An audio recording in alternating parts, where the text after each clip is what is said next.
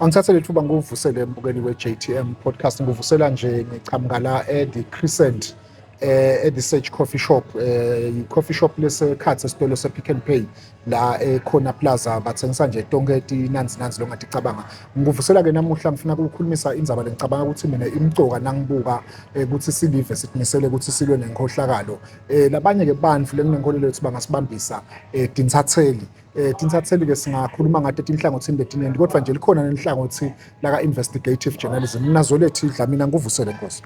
Sivuselele ngimandla Nkosi nguvusela nje ngawusho ukuthi ngifuna siyikhulumise lendzaba ye-investigative journalism kumbe kafishane na ungake nje so ungichache nasikhuluma ukuthi netinsatheli nehlukene kodwa tikhona leti bese setiyaphenya ngisuke nisho ukuthini? ngiyabonga kakhulu lo mehluko lomkhulu kakhulu ukuthi yebo sonke sibhala tindzaba kepha-ke kukhona tindzaba leti singathi sibekise ukuthi ti-reactive naleti proactive leti reactive utatibona ukuthi tivamisa kuba based ngama-events lendekile kanti kukhona leli tithi kubangwa yini ngibekise nje ngaba khona lokubhala ukuthi kuba netingoti kumalagwane kunengoti kwenteka ingoti kumalagwane but bese kuba khona lolo tawufike athi lo mgwaco wakheke njani yini lebanga ukuthi njalo tingoti tibe tinengi la kumalagwane nekokuthi tingasombululeka kanjani kumenteka ukhanza ukuthi lokho lokwasetshenziswa nakwakhwa lo mgwaco akusiko lolo lokufanele noma lokunetila lelikahle noma kumbe kunema-structural deformations lakho usuke nje soyishaya esikhonkosini because natawube kusangamalagwane kumbe angivele ngikufake lo mbuto la kuwo animphenyi ngani malagwane ukuthi letingoti letingaka ngihambe ngatfola mina ukuthi 1 lo mgwaco lo yanalina kuyaye kwenteke kube netingoti kuchitheke bo-oil lokusho ukuthi nakuchitheka bo-oil kunetinhlangothi lekufanele bese setiba involved kunembutho wembuko emaphoyisa lengathi angena kakhulu kumbe kudzabeni tabo traffic bese sesikhulumisa-ke lokuklinwa kwalama-chemicals bobantu kufanele bente njalo lo muntu athi kumbe ticima mlilo but kukhona lapho kutawufike kungene khona nelitiko kumbe laka-environmental authority animphenyi ngani malagwane kahle asisuke nje sithi ngibekisa ngamalagwane ukuthi nangabe kuba netingoti kepha-ke lokuphenya kwethu siyaye siphenye ngesizathu sokuthi sibuka ukuthi kukhona yini vele ngoba sisebenzisa into lebitwa ngokuthiwa i-hypothesis uma utaphenya kusho ukuthi kusuke khona tinsolo thitelona ukuthi kuyasolakala ngokuthi kukhona info le-wrong leyendekile so-ke kufuna kube nanakulesikuita ngokuthi yi-minimum evidence lesho ukuthi nangabe ngathi le story sami noma lenzaba ngiyayibhala kukhona story lengaphuma naso kulokusenda ngoba lokuphenya wena JTM kuthatha isikhathi leside and kunema-resources laba involved so uma utawuphenya lenzaba kubuka ukuthi i-public affecteka kangakanani. Okay no ngiyakuva Nkosi asibuye-ke sitayishaya nje siphindze sihle siyingcabisha nasibuka tindlu tetindzaba la ekhaya eSwatini engabe wena njengemuntu lobuyaka inhlase vele ngicabanga ukuthi ngidila kakhulu ngama-investigations injani le investigative reporting? Liqiniso ingumsebenzi lomatingi ngesizathu sokuthi udinga ama-resources lafa ekhathi ama-skills alabantu labatawusebenta ngoba uma ngabe kungendeka usebende nemuntu lotela ama-skills ekuphenya ungakhanza kokuthi so supporta nje le-investigation kusho ukuthi le information lebesatayitfola le source noma le subject of investigation already seyiyati ukuthi kwentekalani so ukuthi ngakuthi ube nema-resources 1 latawukwati ukuthi afake ekhathi isikhathi nemali. Ngifuna kubuya Dlamini nawe Mbukeni kule ndzaba lo ithinzile nguve uthinza indzaba yokuthi kukhona la kufanele wakhe khona i-hypothesis ngabona ukuthi ngathi seyilanguage yabo science leyo engabe vele nine tinsatheli ngiphi le training that you undergo in order to then say I know vele nginesibinzi Nkosi ukuthi uyinsatheli wena ngakwekuthi utrainiwe what's the current state nje nasingathi asesibuke nje sende a wild scan sibuke ukuthi do we have the caliber of journalists lawa langangena vele asendele le investigative journalism?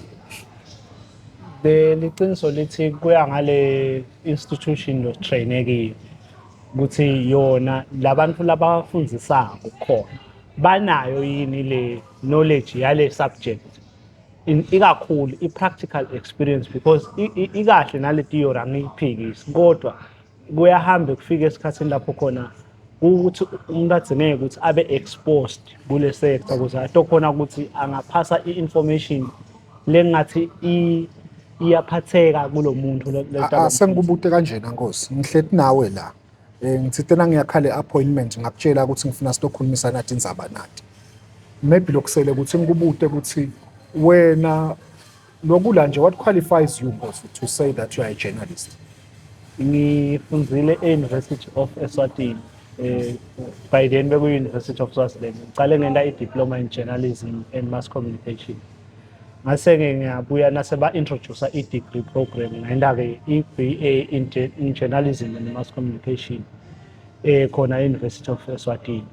Ngabese-ke sengiyachubeka bese ngiyafundzela ku-Amabhungane Center for Investigative Journalism.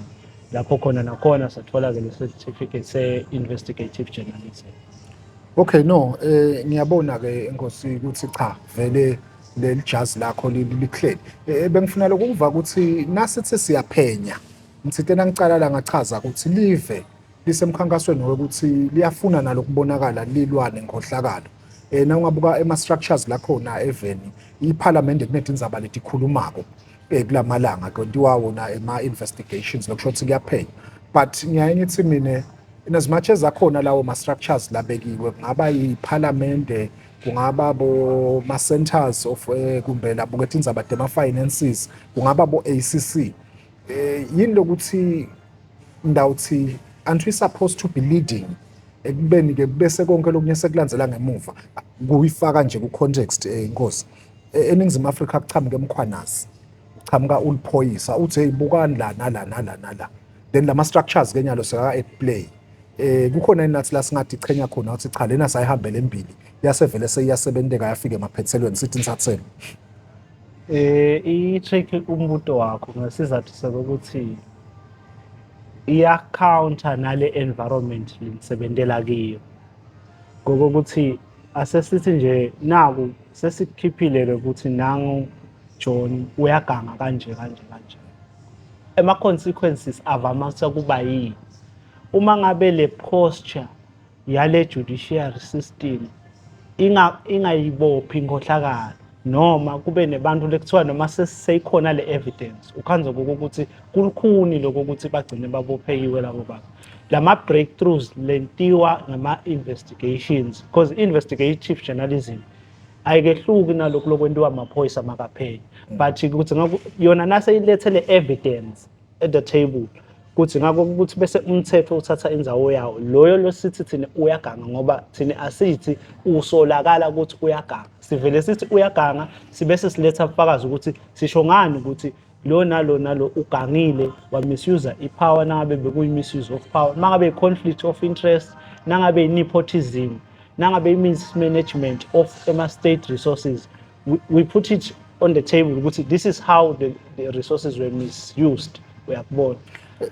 Nkosi wena nje ulapha kaNhlase uyibeka kahle lo ukuthi you have to bring all evidence le substantial engabe kukhona yini la ungasho khona ukuthi yathi nawe kusebenzeni kwakho noma kwathi nje ama colleagues akho ukuthi sike sayi attenda na issue nayi we had all the evidence but maybe the courts failed us. Ngingasho ukuthi kukhona ama issues la kanjalo ema cases where if you were to go to Inhlase ufunze letindzaba lesitibhalile kukhona tindzaba letivelile ukuthi kunebantu labebaganga evele kepha ke kuneke ukuthi umthetho uthathe labantu ubabophe kugcine kwakhanzakala ukuthi sekusolakala letinsatheli manje songazi ukuthi laba wrong letinsatheli letikhipha letindzaba kanjani Nkosi when all the evidence is there. Ngakubekisela nje ukuthi kuke kwaba nendzaba lenkulu scandal esikhulu lesentekile evele kwavakala ukuthi kulikhe i-information yase financial intelligence nakuphi nakuphi kwaba khona tindzaba letikhishwako ngalabantu lekuthiwa bayaganga but i-state sethu sivele sathi hayi labantu laba bathunyiwe labantu labakhipha laba instead ukuthi kubukele ukuthi bathi lo nalo ugangile silwa ne-money laundering. So kune-evidence lekhona nawufunza leti ndzaba ama-international journalists tithi kunebantu lakangwane labagangako labalondarisha imali labanetimali sebatsiniwe kubika laba bekunene ukuthi sinebantu lesingabati ukuthi imali bayithathaphi noma bayehluleka kufanele ukuthi ama-accounts alabo bantu ngabe avalwa but bachubeka ba-operate. Mbukeli ndawusho nje ukuthi sekuya ngekufuthumala la ngihleki nayo ezwe lethu ngithathe lena lethi yenta investigative reporting event kwanya lo mbukeli sitawuhlaba nje likhefana lelincane sithi kunathemandi sitawubuya sichubeke.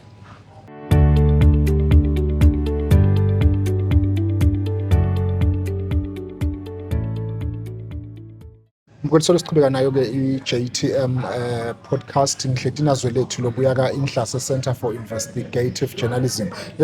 Dlamini besisayikhuluma lenzaba ukuthi sithi siyaphenya.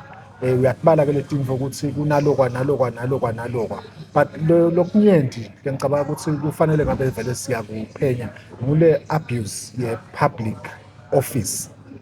Ikhamba kanjani ke lo hlangothi? Bambamba vele lengazi ukuthi uhamba phambili ngiloko lokufuna ukuthi lo losuke ase-ofisini lesive ngoba ubhadalelwa lokuhola kwakho uhola ngemithelo wesive. And futhi lokhu la kwentako kunemthelela kule service delivery. So ke uma ngabe kusho ukuthi i-service delivery iya-affecteka kusho ukuthi manenge amaswati la abesendingeni ngeke ungadiphathi kahle kwalo lose-ofisini. Ngiyabekisa nangabe nje uyeba nakeba loyo muntu letinto letifanele ngabe titosita sive nasatithathela yena mhlambe aniketa labanye ngansense noma ukhanze ukuthi kunemsebenzi lokhona welive lofuna ngabe wentiwa abantu laba-qualified but uma ngabe kuniketwa abantu labangasiko qualified leyo msebenzi wesive kwenta ukuthi then futhuko ingabi khona kube ne-corruption nale material lokhanze ukuthi iyasetshenziswa kwenta lo msebenzi wesive ndawubuyela kule ndzaba yakho lobo bekusangwa yamalagwana. Uma ngabe kusho ukuthi lo mgwaco ngiyabekisa wakhiwa abantu labakhohlakele kusho ukuthi ungakhanza ukuthi le clay content angeke ibe ngileyo ledzingakala lesemazingeni nalo semende angeke ube ngilolo quality just because labantu labeniketwe lo msebenzi babhashisile nabo shothi kusebenza inkohlakalo lehlangene lapha but the long term effect iba yinkulu ezweni. So we need to ensure ukuthi kune accountability and kune quality nema monitoring nema checks and balances in the system so that sitokwati ukuthi whatever imali yelive la iphuma khona every cent yakhona iphuma ngalokufanele. Ngiyayiva ke le yale kumbe ngawusho ukuthi ngile abuse of power in relation to the public office, but what else do we investigate? What are the markers of the abuse of power? Ngiyabekisa nje kuba khona into lebitwa ngokuthiwa i-conflict of interest. Naku i-conflict of interest kusho ukuthi ungakhanza ukuthi mine ngimnikati wenkampani ethile sengiphinze ngikhanzakala ukuthi ngingumnikati wenkampani ethile sengiphinze ngihlala ku-tendering board ngiyabekisa leta uphinze inikete lokusho ukuthi emathuba ekokuthi mina ngithathe umsebenzi lobo nganiketwa abantu laba ngawuthola based on merit sengawuthatha lo msebenzi ngunikete bazala bami ngoba mina ngidirector kule particular company kube bekusenkantolo bengathi kukho lapho khona umuntu ofuna ukuthi ati-recuse khona ngoba kuna-conflict of interest. Phinze kube khona i-nepotism ngilesikhathi ukhanza ukuthi labantu labacashwa ngibekusenyalo nje isikhathi uyagijima umbutho uyathatha uma ngabe kutaka kwenteka ukuthi kulabantu labatawuthatha ukhanzakale ukuthi sekunebantu labahlobene naleti hlobo abasangeni bona ngale ndlela lekungenwa ngayo which is based on merit mhlambe ngegijima njengaleli nani lesitali bona ligijima tathi nasekuphothula ukhanza ukuthi sekuphothula abantu labanenge babuyaphi kunemntana wesihlobo kunemntana wemuntu lothito losemagunyeni noma ke umuntu lo watana nalo so ufaka umuntu lo wrong emsebenzini bese kuthi laba labafanele ngabe bawuthola lo msebenzi abasawuthola.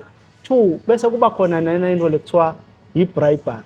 So uma ngabe kusho ukuthi abantu bayabhadalisa kuthola scholarship ngiyabekisa. Utakwenza ukuthi kunemntwana lophase kahle akasasitholi le scholarship based on merit, but sesitholwa ngilona lokhiphe imali wadizela lomunye lapha kuleli akhona banga. yini vele edlamini ama-cases la kanjalo lenikenawa investigator nafike ekugcineni vele natfola ukuthi if bekune-bribery you can track ukuthi nanke ama-transactions either endeka ngabo bo-internet banking bo-momo pay tonke leto tindlela leto noma nje kukhuluma nje but ngive wena ukuthi nasikhuluma ngale investigative journalism kufuneka ukuthi bonke lobufakazi nabubekwa la bayaye bathi ka-law the evidence should be enough such that when given to a reasonable man on the street he can probably convict.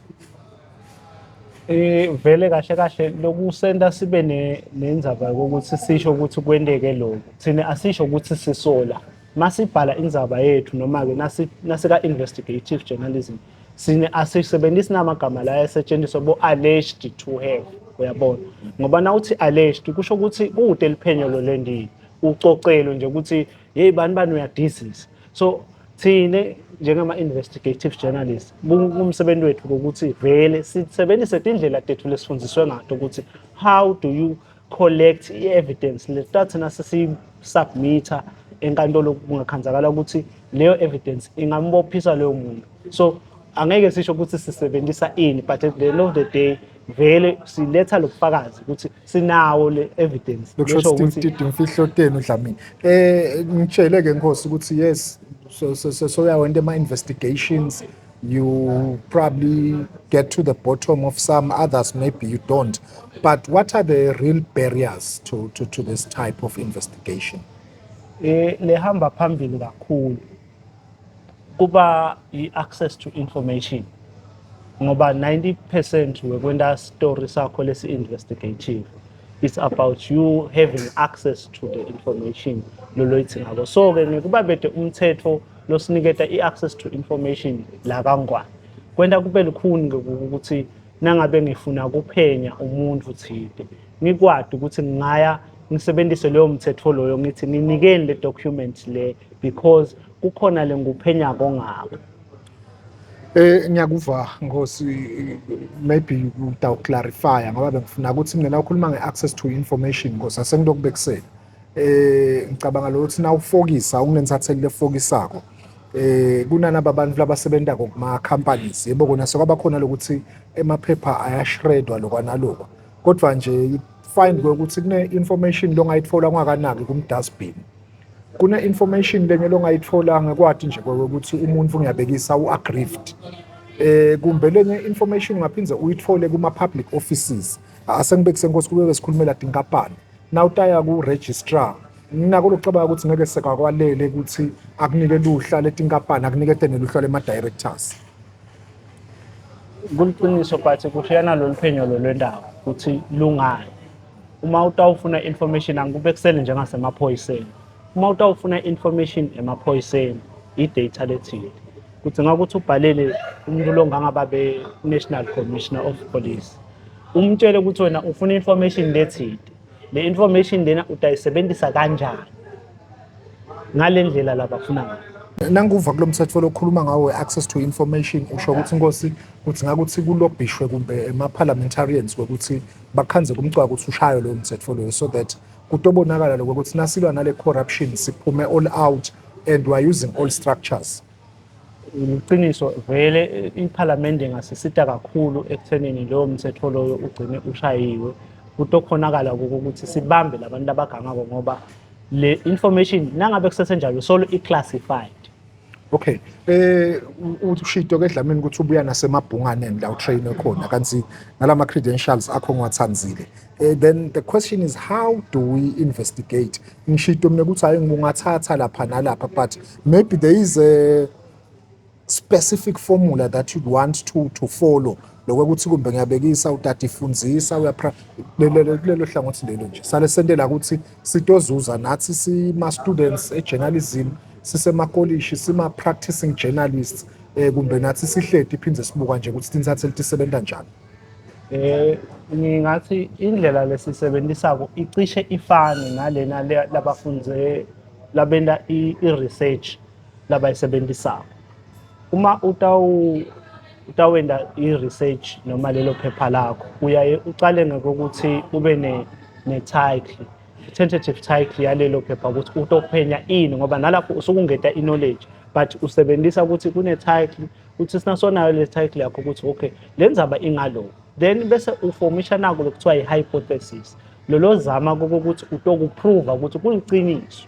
So-ke nalana is almost the same method lesetshenziswa, i-methodology leyo. Okay. Kuba systematic depending ngokuthi yini le investigation loyendako. Mangabe nje it's a financial investigation, nakhona udzinga ukuthi wathi kokuthi utaba ne-format lotayisebenzisa, because kwehlukile nangabe it's about asset recovery, so you need to know ukuthi yini lo investigate le subject, bathi know your subject of investigation. Bese-ke nakhona njengoba kule issue lengibekisa ngayo, kukhona lokubitwa ngokuthiwa i-literature review. Ku-literature review yethu kuthiwa sithi open source intelligence. Shothi kukhona tinto lokufuna utifunze ukuthi what has been published before, what is the angle that you are going to take when, who has investigated this before, noma what has been reported. So lokunye ku-open lokungakuthola-ke ngokuthi nje ugooglishe nangabe kusakanjalo, noma kube bekungalapho utawusebenzisa Google Scholar ubuke, then bese uyofunda vele kulokubhaliwe. That is literature review angithi. Then bese soba-ke ne-methodology ukuthi how are you going to investigate.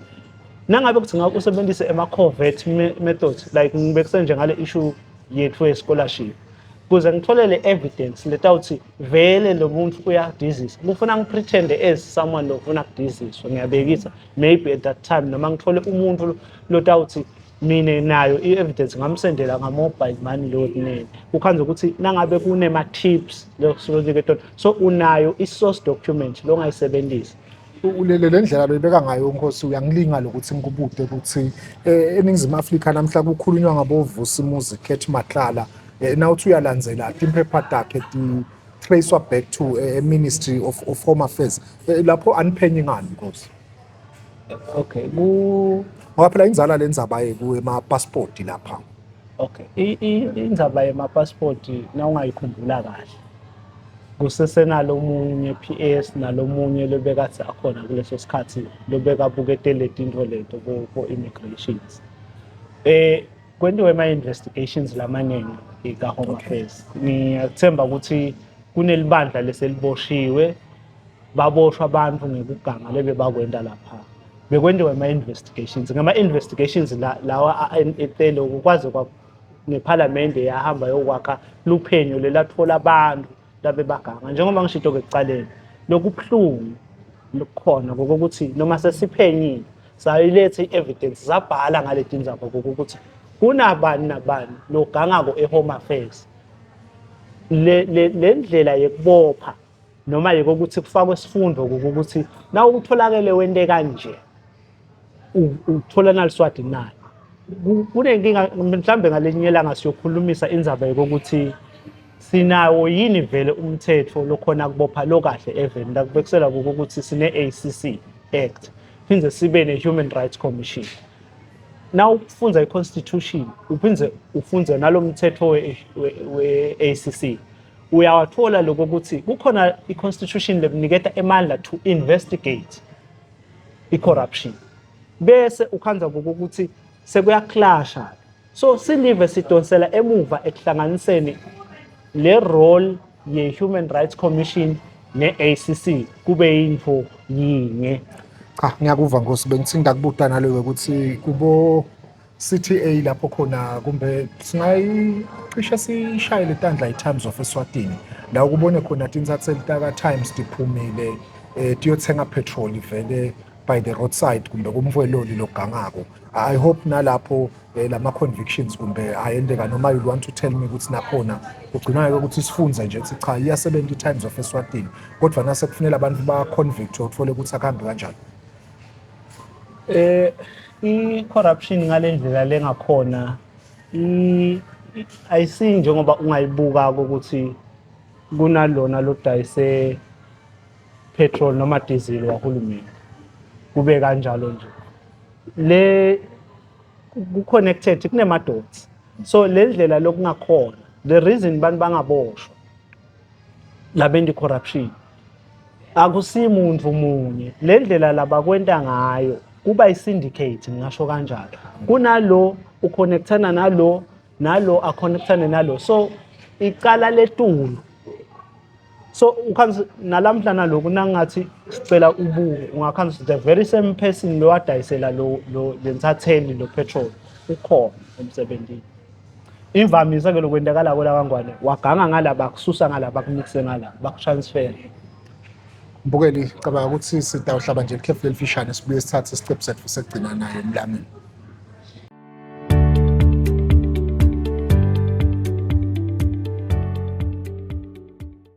Sithatha ke isiqephu segcina naye umlangeni la solo sikhuluma dona indzaba investigative reporting. Enkosi sisakhuluma nje lokuthi how do we conduct the investigation. Ngifuna lokuthi sithi sikhuluma singalahleki kakhulu kumbe kuma realities lesiphila nawo. Lenye nje reality Nkosi kunayo le ndeka lapha emathangeni. Lapho khona kunaboma ke lebe badithengisela inkukhu. Yes, they might have flouted the health regulations nalokwa but iqiniso ukuthi bebatiphilisa ngalokuthengisa inkukhu lapho. Namuhla nawubuka nawufika kulendzawo labo ungathi wona bathengisa khona leti nkukhu sekunesakhiwo lesikhulu lapho sekuthengiswa inkukhu ngawusho ukuthi seyi entity letside lethethe over. Awucabangi lokuthi kungake senifake tipopolo nalapho kuthola singabe khamba njani. Ngingathi nje kuleti ndaba leti kanjalo siye sicele lokuthi sive ngaba sive ngaba ngumuntu lo sekhathi noma lo sebenza noma lo affectekile siyasicela lokuthi abasilume indlela kungabi ukuthi sitawusebenzisa ukuthi sitawuthi siyadisolela nje thina but nangabe kukhona lokwatiko lokuganga noma into lotisola ukuthi athambanga kahle siyacela sive ukuthi sisitshele njengoba singabika inkohlakalo ngoba thina asisuki sitarget umuntu noma kumbe bese sesithi siyasola nje sikusukele sikubeke emabala ngoba masingenda njalo kusho ukuthi singabe sesisebenza ngetarget noma ngokuthi kumbe kunesihlobo sami lesiteni kanti sithi nesisebenzisa nakulokuthiwa ngema-facts. Ama-facts alenzaba lengikhuluma ngayo Nkosi nawuya kumbe ku-competition commission utawukhanza ukuthi bake bayiteka bakhulumisa indzaba yabo price fixing yayo ngena ngisho e-high court labayiphenya lenzaba kumbe nami ngeke ngalithola lithuba lokuthi ngende liphenyo loluncane ngathola ukuthi ema-directors alama entities lawa la kule poultry industry ungacishe uthole ukuthi bantu banye lokusho ukuthi ke kulula ukuthi nangabe ngingidirector waka National Chicks ngingidirector ngabe kusaka Crane Feeds ngiphindze ngibe ngidirector kumbe asengibekuse noma ka Embuluzi Chickens kusho ukuthi ngivela kuto tonke leti nkampani so nasesikhulumisa ke indzaba tema prices ku easy kumanipulate lapho. Those are some of the facts. Ngidawuphinza ngibele ekucaleni lokuthi lesikwendako thina sithi asisebenzi ngekuthi sisola ngako ligama lelithi alleged asilisebenzisi and nangabe utela ama facts siye singaveti nalamagama ebantu until sesinalama facts asetandeni lesingathi sesiresearchile and satenetisa sa-checka sa-verify because ungakhanza ukuthi that particular person at that moment so I resign so naso ufika wena abantu bayabophana kwale nto libitwa ngokuthiwa i-libel ne-defamation. Yes. So that is what they thrive on so kungako thina siye sithi asikwagodle lamaphepha size sibe nebufakazi lokuphelele lesitawuthi nasesikhuluma ngayo sesikhuluma ngento le-factual lesivele sesi-analyzile sayibuka yonke such that nawungayibeka enkantolo ungambophisa lo muntu futhi kunguthi indlela la ngabe sujika ngayo athole i-loophole abese sokubopha ngayo ukuthi wena wangidefama ku-podcast ye-JTM ngiyabekisa. Cha ngicabanga ukuthi naye nakaphethe onke ama-facts akhe nami ngiphethe ama-facts sekungaba inkantolo lekungafuna ukuthi icatulule njalo kusho Nkosi ukuthi at the end of the day lokukhawuntako in fact enkantolo nje there is only one defense iqiniso kuphela and if ukhona ukuliprova That's it. Bengifuna Nkosi ukuthi singene kunayike ukuthi cishe sesikhulumile ngaloku kuphenya nalokwa. Ngiyeva lokuthi kune-drive leniyendelana tinsatheli ukuthi engabe ungafuna kuyikhulumisa nitendelana tinsatheli. Okay, inhla Center for Investigative Journalism, ishoyisha ema-calls kuma-journalists lakhona. Ngokuthi makafuna ukuthi angenda mhlambe lokho lesikubita ngithi internship noma afuna ukuthi asiphe abhale tindzaba lokhanza ukuthi maybe abakhona ukuthi ibhala lapho basebentela ngakhona ngetizathu ke letithitene noma kulesinye isikhathi ukhanza ukuthi bake bayiveta indzaba yabo labafisa ukuthi ibhalwe lesingasho ukuthi iya ngena kule tinto lesitibalile le conflict of interest le mismanagement of resources ikakhulu noma non-delivery of service.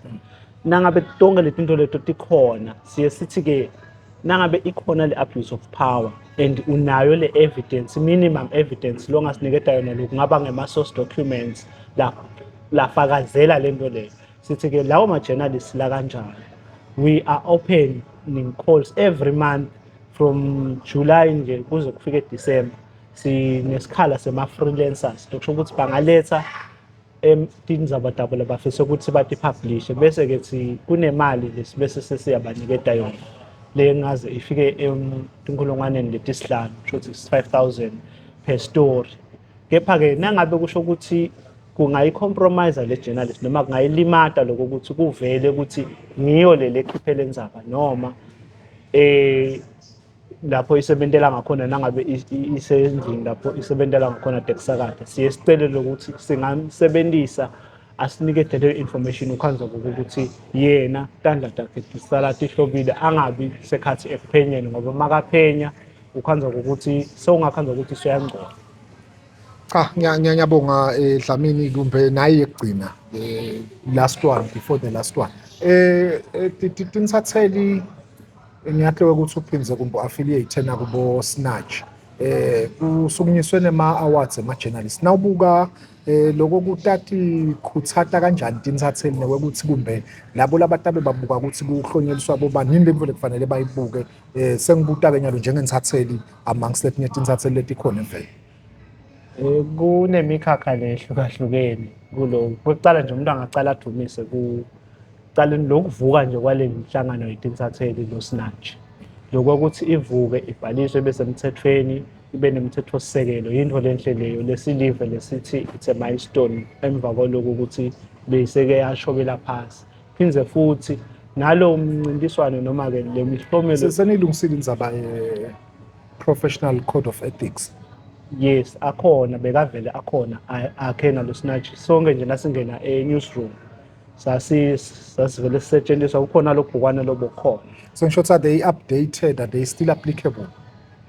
Kulokunye solokunjalo ngoba ema-ethics nje ma-ethics. Kepha-ke kukhona vele lokusha lokufuna kusetshenzwe njengokuthi nje sesine-AI nyalo. Kufuna kube ne-ethical use ye-AI. Wathi ukuthi i-journalist isebenzisa njani i-AI nekokuthi i-reader yathi lokuthi yathi lana kusetshenziswe i-AI uyabona kule content lesingisa lesazweni nangabe singisi sambaya sathi ukuthi hayi lesi sesipolishiwe lesi sekusho ukuthi vele kufanele ukuthi siyo update as and when kwendeka ama-changes in society lesiphila kiyo. Ngiyabonga Nkosi usayisonga le ukuthi babukene nakusayiwa le kulama awards. Bengisachaza lokho ukuthi-ke lokuhle ngalama awards anemikhakha le ehlukene. Lokusho ukuthi kutawubuketwa ukuthi laba babuka ini kule hlangothi leli bese nangabe sibuka umuntu lobhala ngemvelo sitawubuketa sibheke ukuthi kubukwe ukuthi lendzaba yakhe vele ikhuluma ngetemvelo noma i-climate change usho siguquguquka kwesimo selitulu utawuhlonyeliswa based on so kufanele kube ngumuntu lo well versed kule category leyo naleyo nabe ma-sports kushothi sibheke ukuthi kube bantu laba well versed ngama-sports batokwadi ukubuka ukuthi if it's a sport report vele sikhavarisha tonke yini letinto leto. Nangabe kuka-investigative journalism, nalapho kubhekeke ukuthi kutholakale umuntu lotawakwati kuhlukanisa ukuthi is this leak journalism noma i-investigative journalism noma i-advocacy journalism noma i-solution journalism. Sesho ukuthi kufuna kube umuntu lo well versed kuleyo category latabe ajaja khona bese kutothola umuntu lo qualifyayo. Cha Nkosi, angithathe nje leli thuba ngibona kakhulu ukuthi ungiphe isikhathi sakho. I think kukhulu lokulesi sikukhulumile, lokunye kuyawavula emehlo, lokunye kuyafundzisa kanjalo, lokunye nako ngidawusho nje ukuthi kuyakhuthaza. I think that's limited valelisa Dlamini. No, siyabonga kakhulu Mbelekeni, ngiyafisa lokho ukuthi sive singabambisana. Singasicela nje naso sive vele lokho ukuthi nakukhona ukuganga lokwendakalako, lokuthula nale information. Yebo siyasho ukuthi kunetinkinga ekuboshweni kwabo, kodwa ke lamanye ama cases iba khona le breakthrough, kuvimbeke loganga. Umuntu uma somgwabule etibuni uyaye azame kumbonya naye noma abese uyayekela loganga. So kusho ukuthi indzaba yekuganga nekusetshenziswa kwabo kwema-ofisi elive nemithelo yesive kuyinto lefuna sonke siyisukumele etuluzi, njengoba asho inkosi kaNgelenyela ngathi wonke umuntu uliphoyisa. So-ke siyacela ukuthi basithinze nanathi sikhona tinombolo ke tikhona ne-website yethu ikhona ye-Inhlase. Kusho ukuthi umuntu nakangena afuna Inhlase Center for Investigative Journalism bangasipha leto tindzaba tabo. Siyaqinisekisa ke lokho ukuthi umuntu lositshelile tindzaba angeke bese siyamveta ukuthi ngusibani, ngoba sikulwela ukuthi kuchubeke lokho ukuthi sithole tindzaba tebantu labagangako bavetwe futhi ezweni. Lesingakusho ukuthi ke kwanyalo ngalokuthi asithathi imali tebantu kude losiholelako noma lengathi ma-advertisers ukuthi mhlambe siyesaba ukuthi ngeke siyibhale le nkampani le noma sibhale ngoba mhlambe kukhona la sikhangeta kona la vele. Siyakhona lokho ukuthi sibabhale bonke abantu nasinama facts nje stabhala njengoba Ithini le website yenu Nkosi, nangifuna nje uyohlola tindzaba lenibhalako? ithi www.inhlase.com. Ngethemba ke mbukeliso uvilele tingxoxo lebenginato la nazo lethu Dlamini Ntobuya ka-Inhlase Center for Investigative Journalism. Kanti uDaphinza ukhumbule mbukeli ukuthi nayo Ngonyama nayigcina esibayeni lapho khona ayibite khona sive yayikhulumisa yaphinza yayikhuta indzaba yenkohlakalo nesive naso sakhala kakhulu kwaze kwavela ngidawusho ukuthi ligama labo Bhabuli. Seyihambile ke iminyaka cishe emibili inyalo solo kwapledjwa lokuthi itawulwiswa kakhulu indzaba ye-corruption even. Siyethemba ukuthi nato tinsatheli titaqhubeka tidlale inzima yato yokuthi tiwavetela ama-cases ti-expose kumbe le-corruption, ngoba i-corruption bathi ihluphana ukuthi yaze yaqala, it is likened to a ball of snow, it can only grow bigger. So cabanga ke lokho ukuthi nase icalile kuyikhawula ngendlela kunomsebenzi longakanani. Kutawuba ngilenye i-episode la ka JTM thina nawo Staphinza sihlangane kude bekuleso sikhathi leso. Take care.